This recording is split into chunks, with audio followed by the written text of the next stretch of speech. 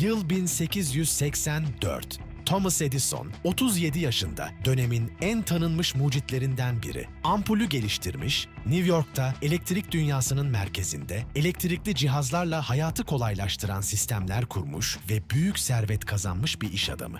Aynı yıl Nikola Tesla, 28 yaşında genç bir mühendis olarak Avrupa'dan Amerika'ya geldi. Cebinde birkaç kuruş, kafasında parlak fikirlerle Edison'un yanında işe girdi. Ancak bu başlangıç, bilim tarihindeki en büyük çatışmalardan birine yol açacaktı. Edison, doğru akım sistemini savunuyordu. Bu elektriği tek bir yönde ve kısa mesafelerde taşıyan bir sistemdi. Elektrik uzun mesafelere taşınmak istendiğinde büyük kayıplar yaşanıyordu ve her birkaç kilometrede bir santral kurulması gerekiyordu. Edison bunun farkındaydı ama doğru akım sistemi üzerine çok yatırım yapmıştı ve farklı bir alternatifi desteklemeye niyeti yoktu. Tesla ise alternatif akım sistemini geliştirmişti. Bu sistem elektriği dalgalar halinde ileri ve geri hareket ettiren bir sinyal taşıyordu. Bunun avantajı voltajın yükseltilip düşürülebilmesi ve bu sayede elektriğin çok daha uzun mesafelere neredeyse kayıpsız taşınabilmesiydi. Tesla fikrini Edison'a sunduğunda Edison bu fikri alternatif akım tehlikeli ve gereksiz diyerek reddetti. Tesla ise inatçıydı.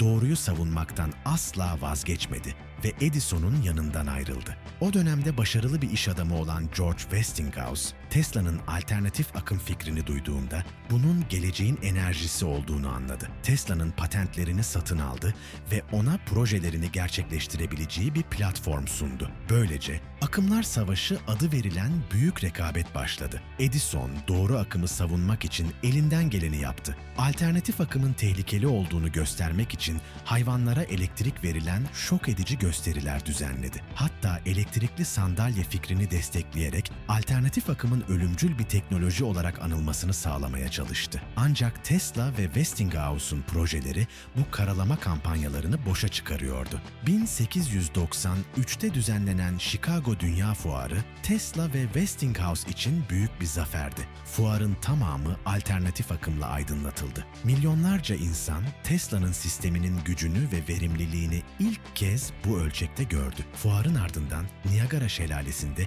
dünyanın ilk büyük hidroelektrik santrali kuruldu. Bu projede alternatif akım kullanılarak elektriğin uzun mesafelere taşınabileceği başarıyla kanıtlandı. Tesla, hayal gücüyle büyük fikirleri gerçeğe dönüştüren bir dahiydi. Sadece elektriği değil, kablosuz iletişimi, radar sistemlerini ve hatta uzaktan kumandayı hayal etmişti. Ancak ticari alandaki yetkinliği Edison'unki kadar güçlü değildi. Maddi zorluklar Tesla'nın hayatının son yıllarında yalnızlık ve yoksulluk içinde yaşamasına neden oldu. Edison ise 1931'de büyük bir servetle hayata veda etti. Bugün dünya genelindeki elektrik şebekeleri Tesla'nın alternatif akımına dayanıyor. Ancak Edison'un ticari başarıları ve Tesla'nın bilimsel vizyonu olmasaydı modern dünyaya bu kadar hızlı ulaşmamız mümkün olmayabilirdi. Bu iki dahinin mücadelesi, bilimin ve inovasyonun önemini anlamamız için eşsiz bir örnek olarak tarihteki yerini aldı.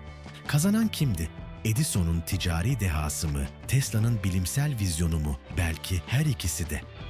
Cevap ne olursa olsun en büyük ödül insanlığın oldu. Daha fazlası için abone olun.